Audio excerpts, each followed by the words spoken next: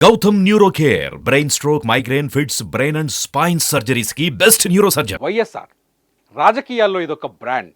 ఆంధ్రాలో జగన్ అధికారంలోకి వచ్చిన, తెలంగాణలో షర్మిల పార్టీని పెట్టిన ఇందుకు కారణం వైఎస్ఆర్. ఆయన బొమ్మను తమ గుండెల్లో ముద్రించుకున్న నాయకులు ఇంకా ఉన్నారు. కాంగ్రెస్ను వీడి బయటకు వచ్చేటప్పుడు అన్నీ వదిలేసి జగన్ వెంట నడిచారు. అలాంటి వైఎస్ఆర్ వీరాభిమానులు ఇప్పుడు ఆ బ్రాండ్కు దూరం అవుతున్నారా? టికెట్లు రాకపోవటం, ప్రాధాన్యత దక్కకపోవటంతో ఒక్కొక్కరు ఆ బ్రాండ్ను వదిలి వెళ్లాల్సిన పరిస్థితి వచ్చిందా? ఇప్పుడు ఏపీలో జరుగుతున్న కొన్ని రాజకీయ పరిణామాలు ఇలాంటి చర్చకే దారితీస్తున్నాయి. రాజకీయం అంటే విశ్వసనీయత. ఇది నిరూపించిన మహామనిషి వైఎస్ రాజశేఖర రెడ్డి.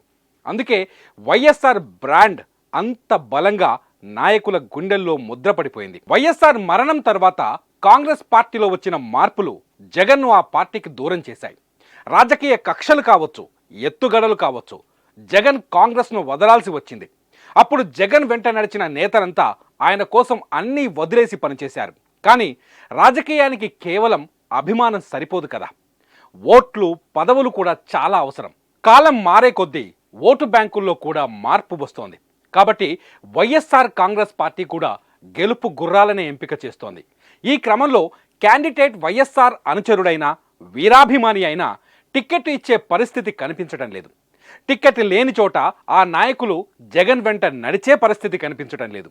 దీంతో బాధతోనైనా వైఎస్ఆర్ బ్రాండ్ను వదులుకోవాల్సిన పరిస్థితి తలెత్తుతోంది. అనంతపురం జిల్లా రాయదుర్గం ఎమ్మెల్యే కాపు రామచంద్రారెడ్డి పూర్తి స్థాయి వైఎస్ఆర్ అనుచరుడు. 2009లో కాంగ్రెస్ పార్టీ నుంచి తొలిసారి ఎమ్మెల్యేగా గెలిచినప్పటికీ 2012లో జగన్ కోసం తన పదవిని వదులుకున్నాడు. జగన్ను నమ్మి జగన్ వెంటే నడిచాడు. 2014లో ఓటమి పాలైన 2019లో మళ్ళీ ఘన విజయం సాధించాడు. జగన్ సర్కారులో తనకు మంత్రి పదవి వస్తుందని బోలెడు ఆశతో ఉన్న కాపు రామచంద్రారెడ్డికి 2024లో కనీసం టిక్కెట్ కూడా దక్కలేదు. దీంతో ఆయన వైఎస్ఆర్ కుటుంబానికి ఇప్పుడు దూరమయ్యారు. మంగళగిరి ఎమ్మెల్యే ఆర్కే కూడా అంతే. వైఎస్ ఫ్యామిలీ కోసం ప్రాణాలైనా అర్పిస్తాననే వ్యక్తి. జగన్ కోసం 2014లో అనేక పోరాటాలు చేసిన వ్యక్తి. అలాంటి వ్యక్తి సడన్గా మనసు మార్చుకున్నారు. మంగళగిరిలో మరో వైసీపీ నేత గంజి చిరంజీవికి ప్రాధాన్యత పెరగడంతో అటు పార్టీకి, ఇటు ఎమ్మెల్యే పదవికి రాజీనామా చేసి వైఎస్ఆర్ కాంపౌండ్ వదిలేశారు. విజయవాడ పట్టణాభివృద్ధి చైర్మన్గా వైఎస్ఆర్ ఇచ్చిన రాజకీయ అవకాశాన్ని మర్చిపోని మల్లాది విష్ణు కొంతకాలం కాంగ్రెస్, మరికొంతకాలం ప్రజారాజ్యంలో ఉన్న మనసులో మాత్రం వైఎస్ఆర్ అభిమాని. విజయవాడ సెంట్రల్ నుంచి టిక్కెట్టు దక్కకపోవడంతో ఆయన కూడా ఆందోళనలో పడ్డారు. కొలుసు పార్థసారథి 2004-2009లో వైఎస్ఆర్ టీంలో మంత్రిగా పనిచేశారు. 2014లో ఓడిపోయిన జగన్ వెంట నడిచారు. పార్థసారథి లాంటి నాయకులు కాంగ్రెస్లో ఉన్నప్పుడు కూడా వైఎస్కు వీర విధేయులుగానే ఉన్నారు. 2019లో ఎన్నికల్లో గెలిచినా ఆయనకు మంత్రి పదవి దక్కలేదు. పెనమలూరు టికెట్కు బదులు మచిలీపట్నం ఎంపీగా పోటీ చేయాలని ఈసారి సూచించడంతో ఆయన తిరస్కరించారు. వైసీపీకి రాజీనామా చేసి త్వరలోనే ఆయన టీడీపీలో చేరాలని నిర్ణయించుకున్నట్టు తెలుస్తోంది. ఈ నెల 18న ఆయన చంద్రబాబు సమక్షంలో టీడీపీలో చేరతారని ప్రచారం జరుగుతోంది. సర్వేలా సెంటిమెంట్ అన్నది ఇప్పుడు వైసీపీ అధినేతకు పెద్ద సమస్యగా మారింది.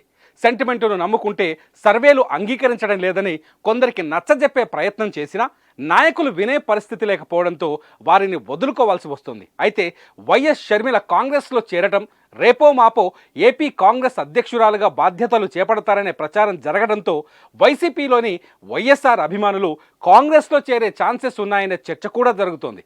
ఇప్పటికే కాపు రామచంద్రారెడ్డి కాంగ్రెస్ నేతలతో చర్చలు జరుపుతున్నారు. మంగళగిరి ఎమ్మెల్యే ఆర్కే షర్మిల వెంట నడుస్తానని చెప్పేశారు. ఏది ఏమైనా ప్రస్తుత రాజకీయ పరిణామాల్లో వైఎస్ఆర్ అభిమానులు మాత్రం కొంత సందిగ్ధంలో ఉన్నారన్నది వాస్తవం అంటున్నారు రాజకీయ విశ్లేషకులు. చూద్దాం చివరికి వైఎస్ఆర్ బ్రాండ్ ఏమవుతుందో, ఎటువైపు వెళ్తుందో చూద్దాం. బ్రాండ్ను వదులుకున్న ఈ రాజకీయ నాయకులు సక్సెస్ అవుతారా, లేకపోతే ఏమవుతారు? ఏది ఏమైనా ప్రస్తుత రాజకీయ పరిణామాల నేపథ్యంలో వైఎస్ఆర్ అభిమానులు మాత్రం కొంత సందిగ్ధంలో ఉన్నారన్నది వాస్తవం అంటున్నారు రాజకీయ విశ్లేషకులు. చూద్దాం వైఎస్ఆర్ బ్రాండ్ను వదిలేసిన వీళ్ళు చివరికి ఎటు చేరుకుంటారో, ఎక్కడికి వెళ్తారో.